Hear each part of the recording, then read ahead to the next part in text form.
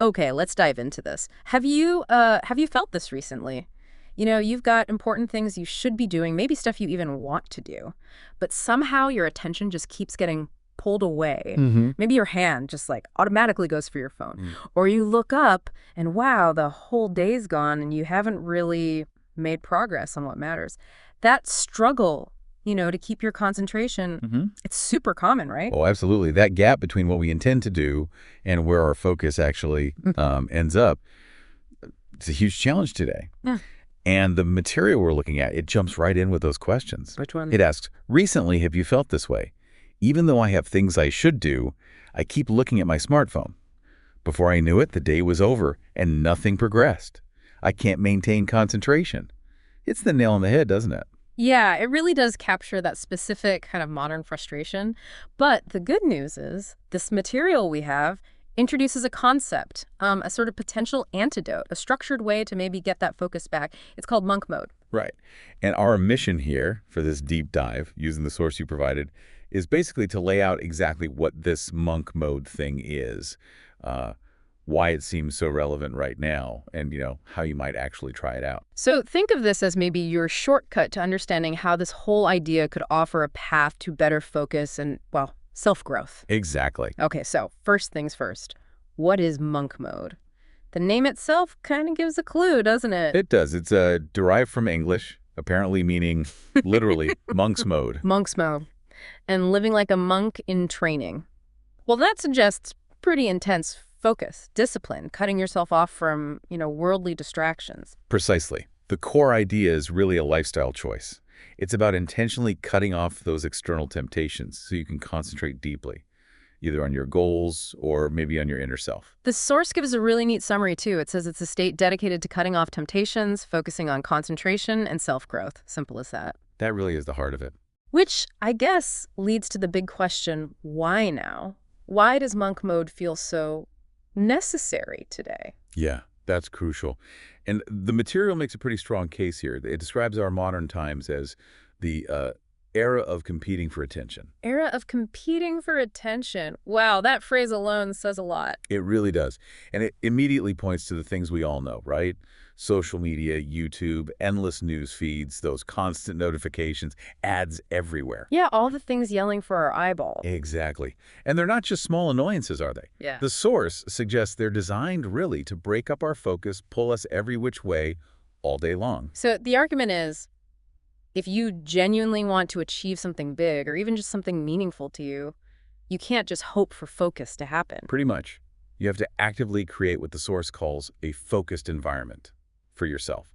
Passivity doesn't cut it anymore. And monk mode is positioned as the way to do that intentionally, like taking back the reins of your own attention. That's the idea. It's an active choice. Okay, that makes a lot of sense. If the default environment is distracting, you engineer a different one. So practically, what does monk mode actually involve? What does it look like day to day, according to this material? What are the key parts? Well, it breaks it down into four main elements. The first one is probably the most obvious, leaving temptations. Right, so actually stepping away from the things grabbing your attention. Social media, YouTube, games, that kind of stuff. Exactly. And the material points out these are often things we do almost compulsively, not things we actually need to do or that help us reach our goals. It's about identifying your big time sinks and consciously cutting them off, at least for a while. That conscious decision is key. Then the second characteristic is setting clear goals. Ah, yes. So it's not just about stopping things. There has to be a purpose, a why. Definitely. You need to know what you're focusing on. The source gives examples like raising your TOVE score by 100 points in 3 months, or maybe doing 30 minutes of strength training every day. Specific, tangible targets. Gives the whole thing direction, right? Exactly. That goal is your motivation when it feels tough. Okay, third element, creating a routine. Building structure, like waking up at the same time, maybe adding meditation or reading or exercise daily. How does that help, though? The insight here, according to the source, is that making things routine saves willpower. Saves willpower. How? Well, when something becomes a habit, an automatic part of your day, you don't spend mental energy deciding if you'll do it. You just do it. And that frees up your willpower to resist the temptations you're trying to avoid. Oh, I get it. So routine automates the good stuff so you have more energy to fight the bad stuff. Clever. It is quite clever. And the fourth characteristic is introspection. Introspection. So looking inwards. Yeah, deliberately making time to face yourself, to check in. The source suggests things like writing a diary or meditating. It's that necessary internal reflection that balances the external focus. Okay, so cut distractions, set clear goals, build routines, and reflect. Those are the pillars. Got it. So given that, who is this really for? Who benefits most from trying this monk mode approach? Well, the material suggests it's pretty broad, actually. It's great for anyone who really wants to focus on something important to them. Anyone trying to change stubborn habits. Someone looking for serious self-growth.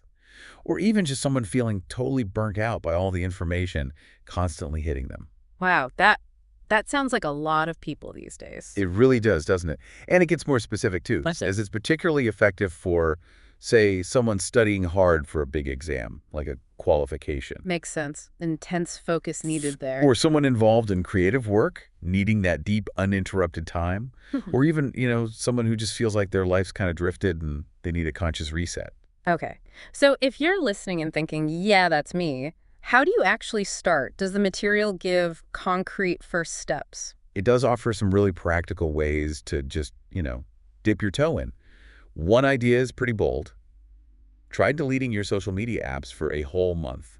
Whoa. Okay, that's direct. What else? Maybe something a bit less drastic, like committing to waking up at, say, 7 a.m. every morning and just reading for 30 minutes before anything else gets in. That sounds more manageable. Oh, and the classic advice. Putting your phone in a different room when you go to bed. That fits right in here. Absolutely. That's a great example. Another suggestion is limiting communication checks. Yeah. Maybe deciding you'll only check email 3 specific times a day instead of, constantly. Less reactive. And for that introspection piece, maybe just commit to writing in a journal once a week. Keep it simple to start. What I like is that the material really stresses it's not about perfection. It's not about becoming an actual monk overnight. Right. It's about making rules that work for you, for your goals. It's the intentionality that matters, not some rigid dogma. And that's so important for actually sticking with it because let's be honest, starting monk mode probably feels pretty hard at first. You're going against the grain, against habit. Totally. So any tips from the source on how to make it sustainable, how to keep it going beyond just a few days? Yeah, a few good ones. First, set a specific time frame. Don't think forever. Try it for a week or maybe a month. Having an end date makes it feel less daunting. Okay, like a trial period. Makes sense. And related to that, start small. Don't try to change everything at once. Pick 1 or 2 simple rules to begin with. Build from there. Gradual change. Got it. And circling back to something we mentioned, really engineer your environment. Make it physically harder to slip back into old habits. The phone in another room is a perfect example of that. Make temptation inconvenient. Right. Make the path of least resistance the one you want to take. Exactly. And finally, the source mentions that sometimes doing it with a friend, someone else who's also trying to focus, can really help with accountability and support. Ah, the buddy system. Classic for a reason. Yeah. So these tips show it's about being smart, maybe even getting a bit of help. It's strategic focus, not just solitary confinement. This has been really useful unpacking this whole monk mode idea. We started with that common feeling of being distracted, and now we've looked at what it is, why it's relevant, the key elements, who it's for, and how to actually start and keep going. And it's interesting. The source concludes that while monk mode might sound restrictive, its real goal isn't about deprivation at all. It's actually aiming for something much bigger. Living authentically. Living authentically. Wow, that shifts the perspective, doesn't it? It does. It's not just about not doing things you enjoy. It's about consciously choosing where your precious time and energy go, using your own will to shape your days instead of just getting carried along by, well, everything else. So maybe the question for you, the listener, after hearing all this, is could pausing to really think about how you're spending your time right now, and then maybe consciously choosing some periods of focused effort using these monk mode principles, could that lead you to feel a greater sense of progress, maybe more fulfillment, more self-direction in your own life? Even small steps, right? Small intentional changes might make a real difference. Exactly. Just something to consider. Definitely something to consider. Thanks for joining us for this deep dive.